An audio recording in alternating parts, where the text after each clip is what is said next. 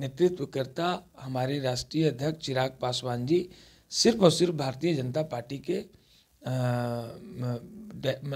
उनके संपर्क में रह करके उनसे जो बातचीत होती है उसके अनुसार से काम करेंगे। कौन आ रहा है, कौन जा रहा है, कौन इसमें रहेगा, कौन नहीं रहेगा, कितने अलायंस में 38 पार्टी हैं। नमस्कार, आप न्यूज फाउंडेशन देख रहे हैं। मैं हूं आपके साथ वंदना। लोजपा रामविलास सुप्रीमो चिराग पासवान 16 जनवरी को शक्ति प्रदर्शन करने जा रहे हैं। बता दें कि हाजीपुर सीट से कई तरह के दाव पेच बिहार की राजनीति में देखा जा रहा है। एक तरफ जहां पशुपति पारस अभी वर्तमान में वहां से सांसद हैं, लेकिन चिराग पासवान ने कई बार इस बात को कहा है कि जो हाजीपुर सीट है वह हमारा पुश्तैनी रहा है। इसी को लेकर के 16 जनवरी को जो कार्यक्रम रखा गया है शक्ति प्रदर्शन क्या है उस दिन हमारे साथ बात करने के लिए हैं लोजपा रामविलास के प्रदेश प्रवक्ता राजेश सिंह। क्या कार्यक्रम है? लगता है सचमुच में हाजीपुर से ही चिराग पासवान चुनाव लड़ने जा रहे हैं या फिर सिर्फ अटकलें हैं? देखिए, आपके दो सवाल हैं। एक तो मेरा शक्ति प्रदर्शन की बात आपने किया और दूसरा 16 तारीख को कार्यक्रम क्या है, ये सवाल है। तो पहले मैं बता दूं कि 16 तारीख का जो कार्यक्रम है वो हमारे पार्टी से लगभग 1.5 महीना से वो कार्यक्रम चल रहा है, संकल्प यात्रा। और संकल्प यात्रा बिहार फर्स्ट, बिहारी फर्स्ट हर एक जिला में हुआ है और इसका समापन है 16 तारीख को, जो कि हाजीपुर लोकसभा मतलब कंस्टिट्यूंसी में जाकर के उसी जिला में समापन होगा। तो कह सकते हैं कि लगातार 1.5 महीना या 2 महीना से जो कार्यक्रम चल रहा है जिसकी कि समापन हाजीपुर हो रहा है, तो ये शक्ति प्रदर्शन नहीं है। रह गई बात शक्ति सचमुच में दिखाने का, देखने का, तो वो आदमी बूथ पे दिखाता है, वो जनमत में दिखाता है। चिराग जी का हर जिला में वो तो पुश्तैनी रहा है, वो हाजीपुर उनके पिताजी लगभग 9 बार वहाँ से 8 बार चुनाव लड़े, जीते, 9 बार चुनाव लड़े।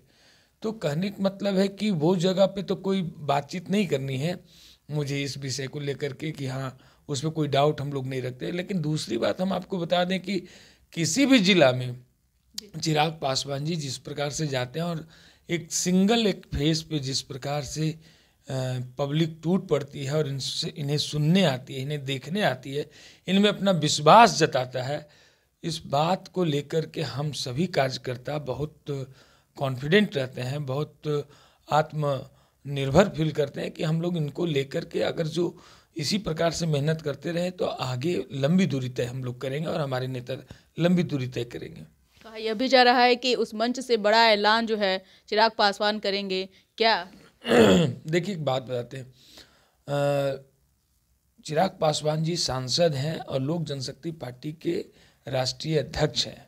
उस नाते अपने कार्यकर्ताओं को संबोधित करेंगे और अपने एक कह सकते हैं कि जो खानदानगी एक सीट रहा है जहाँ की जनता उनको अपने परिवार, अपने पुत्र मानता है, भाई मानता है, बेटा मानता है, वहाँ अगर संबोधन पब्लिक को कुछ करें तो जाहिर सी बात है कि कुछ बात कह सकते हैं, बता सकते हैं कि क्यों वो एक मतलब टर्म दूर रहे उन लोगों से, क्या इसके पीछे रीज़न रहा। परिवार के कुछ लोग अलग हुए, फिर उसके बाद इनको लगा कि हमको आना चाहिए उसी पे। तो इस तरह का कोई अगर संबोधन करते हैं तो इससे कोई गुरेज नहीं है, लेकिन बाकी तो ऐसा कुछ बात नहीं है कि हाँ कुछ एक्स्ट्रा ये करना है।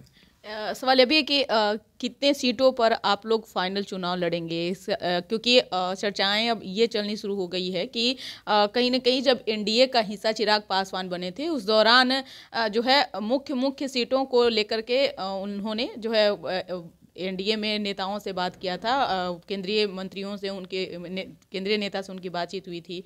फाइनली आप लोग कितने सीटों पर चुनाव लड़ रहे हैं? देखिए, 6+1 डे फर्स्ट, हम लोग की भाषा चेंज नहीं होती है। डे फर्स्ट में हमारे राष्ट्रीय अध्यक्ष हम लोग को मीटिंग करके बताया कि हमारा ये रहा, इक्वेशन रहा है और इस पे भाजपा अपनी सहमति दी है। इस पे रोज़ बात करने की कोई ज़रूरत नहीं है। किसी प्रकार का और किसी तरह का अगर इसमें से कम या ज़्यादा का कोई बात होगी तो पार्टी के अंदर बैठ करके बात होगी, शीर्ष नेतृत्व बैठ करके तय करेंगे।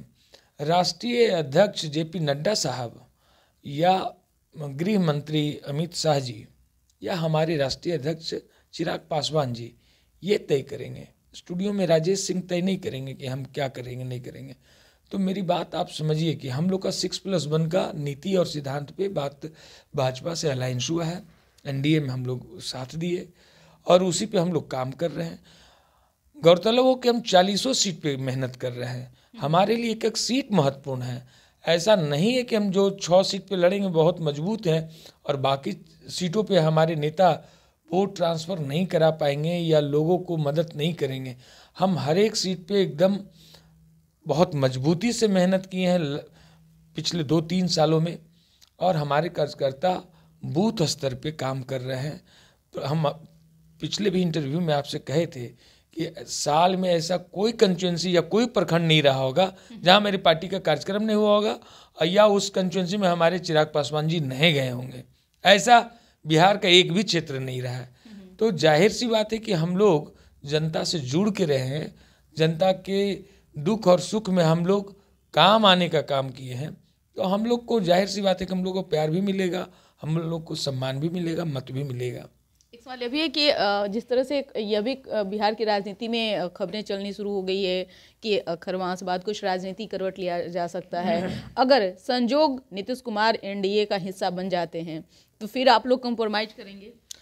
देखिए, अब एक ऐसे व्यक्ति का नाम लिए हैं जिसपे हम लोग कहेंगे तो कहिएगा कि हम लोग जानबूझ के उनके बारे, अरे उनकी क्रेडेंशियल बच्चा जान चुका है कि कभी भी कहीं भी आ सकते हैं, जा सकते हैं। तो उनको हम लोग सीरियस नोट में रखते ही नहीं हैं। हमारी बात भारतीय जनता पार्टी से होती है। हमारे नेतृत्वकर्ता हमारे राष्ट्रीय अध्यक्ष चिराग पासवान जी सिर्फ और सिर्फ भारतीय जनता पार्टी के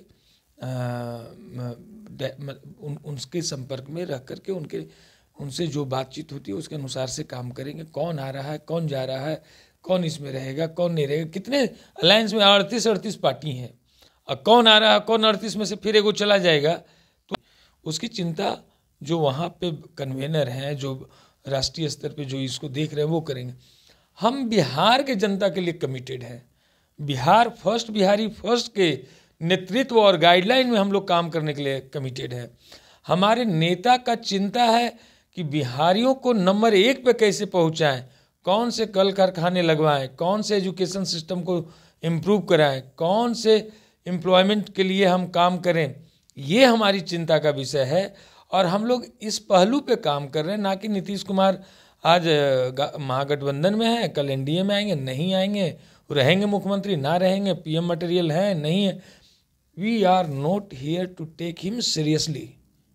we are working for the sake of Bihar people and we are just thinking to develop Bihar, nothing more. एक सवाल ये भी है कि अगर लोकसभा चुनाव से पहले सीटों को लेकर के तालमेल अगर नहीं बैठता है संजोगवश, तो फिर अगला स्टैंड क्या होगा चिराग पासवान का? देखिए, ये नहीं होगा तो क्या होगा, वो होगा तो कैसा होगा, ऐसा नहीं हुआ तो वैसा कैसा होगा, would be could be should be, इस पे तो राजनीति में बात होती नहीं है। जो हम लोग एक इक्वेशन बनाए हैं उसी पे काम कर रहे हैं और हम लोग याचक नहीं हैं कि ये नहीं हुआ तो क्या होगा। अरे भैया, हम पूरी मजबूती से बिहार के हर एक युवाओं को दिल को टच किए हैं, चाहे वो ब्राह्मण हो, चाहे दलित हो, चाहे ओबीसी हो, चाहे एसटी हो, चाहे क्या सवर्ण हो। हम लोग किसी ऐसे व्यक्ति से, आप मेरे नेता के बारे में पूछिए, क्या कभी हम लोग जाति का बात करते हैं क्या? कभी हम लोग धर्म पे राजनीति बांटने और काटने की बात करते हैं क्या? कभी हम लोग सनातन को गाली देते हैं क्या? कभी हम लोग मुस्लिमों को गाली देते हैं क्या? क्या कभी हम लोग सिख और ईसाई के धर्मों के मतलब माखौल उड़ाते हैं क्या, या किसी प्रकार का हम बनावटी बात करते हैं क्या? हमारा सीधा लाइन खींचते हैं कि विकास का बात हो। तो विकास का बात जो करे बिहार की जनता, उसके लिए पूरा हृदय खोल करके रखे हुए साथ देने के लिए हम लोग भी, वंदना जी, रात दिन सोसाइटी में ही रह रहे हैं, लोगों के बीच जा रहे हैं, प्रतिदिन काम कर रहे हैं, प्रतिदिन मिल रहे हैं, आपके न्यूज़ चैनल से मिलते हैं, कई न्यूज़ चैनल वाले से बात करते हैं। ऐसे लोगों को कोई नहीं रोकेगा, भगवान भी उसके लिए दरवाज़ा खोल के रखे। अंतिम सवाल है कि के पाठक जो शिक्षा विभाग के अपर मुख्य सचिव रहे, काफ़ी सुर्खियां बटोरे जितने दिन वो रहे। हालांकि एक जो वायरल एक तस्वीरें सामने आई है जिसमें उनका परित्याग का कुछ चीज़ें चल रहा है। हालांकि इसमें कितनी सच्चाई है अभी उस पर कोई नहीं बात बनी है, लेकिन उनका कार्यकाल को आप किस रूप में देख रहे हैं? क्या वैसे एक कड़क तेज तर्रार अधिकारी को शिक्षा विभाग में रहना सही है, या फिर देखा जाए तो जिस तरह से के पाठक पर यह भी आरोप लगाया गया कि बहुत सारे मनमानी भी करने लगे थे, तो आप इन सारी चीज़ों को किस रूप में देख रहे हैं? देखिए उनके बारे में आए दिन कई बार समाचार में, कई बार आप लोग सवाल में उनको लाते रहे हम लोग की नज़र में। हमारा कहना है कि सर बहुत सारी चीज़ सिस्टम के ही अनुसार ही ठीक करना होगा। हम जानते हैं कि सड़क पे दर्जनों इंक्रोचमेंट है, लेकिन कल जेसीबी लेकर उनको कबाड़ के फेंकता नहीं है लोग, क्योंकि कुछ मजबूरी है, कुछ कह सकते हैं कि कुछ एक सिस्टम के तहत, एक कानून के तहत ही आपको काम करना होगा। चाहे आप किसी भी पद पे हो, किसी भी सम्मान में हो, किसी भी बड़े दायरे में हो, लेकिन आप कानून से ऊपर नहीं हैं। फेडरल स्ट्रक्चर से आप विपरीत जाकर के काम नहीं कर सकते हैं। तो मैं तो विशेष उनके बारे में नहीं कह सकता कि हाँ किस कारण से वो परित्याग किए हैं या किस कारण से वो त्यागपत्र सौंपे हैं, लेकिन इतना जरूर कह सकते हैं कि उनका काम करने का मॉडस ऑपरेंडी जो रहा है वो सराहनीय नहीं रहा है, और उनको एक काबिल ऑफिसर्स हैं, इसमें कोई दुमत नहीं है। लेकिन कई बार आपको जनभावना का भी ख्याल रखना होता है। कई बार आपको आपके नीचे डाउनलाइन में जो काम कर रहे हैं उनकी क्या इच्छाएं हैं, उनकी क्या बंदिशें हैं, उनका क्या मजबूरी है, इसका भी ख्याल रखना है। एक अच्छे अफसर होने के नाते आप सारी चीज़ को इरिडिकेट करके आप काम नहीं कर सकते हैं। तो ना किसी के जनभावना को आहत कीजिए और ना सिस्टम को आप लांघ करके काम कीजिए। मुझे नहीं पता कि पाठक जी पिछले 1-1.5 साल में क्या सुधार कर चुके, उसमें कई सारी चीज़ें उनकी विवादास्पद रहा है, तो वो स्वयं देखे कि उनको कहाँ चेंज करने की ज़रूरत है। और बाकी सरकार जाने, सरकार अभी गठबंधन की है तो वो जाने की कैसे उनको ठीक करेंगे। महागठबंधन में भी सीटों को लेकर के कहा जा रहा है कि सब कुछ क्लियर है, लगता है कि सब कुछ क्लियर हो चुका है? ये मेरे लिए बहुत अच्छा क्वेश्चन आपके। देखिए बता देते हैं सर, वहाँ आपको मैं बता दूं बन्ना जी कि कुछ भी ठीक नहीं है मैडम। भानुमति का कुनवा एक इधर गिरा एक उधर गिरा।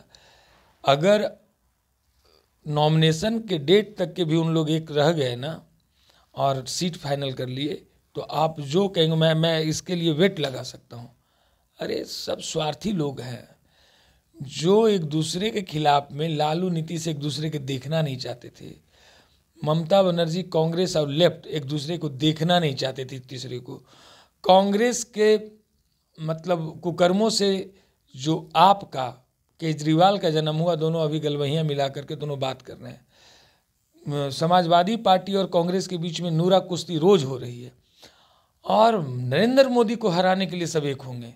अरे भैया ये भारत के लिए मुद्दा नहीं है। उन इतने बड़े नेताओं को मैं तो सम्मान से कहता हूँ कि अखिलेश सिंह एक बड़े नेता हैं, राहुल गांधी, सोनिया गांधी, ममता बनर्जी जी, आदरणीय लालू प्रसाद यादव, ये लोग बड़े नेता हैं।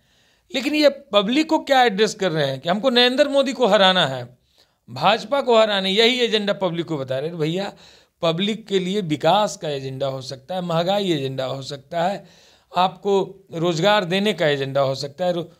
इन सारी चीज़ों पे बात नहीं कर रहे हैं।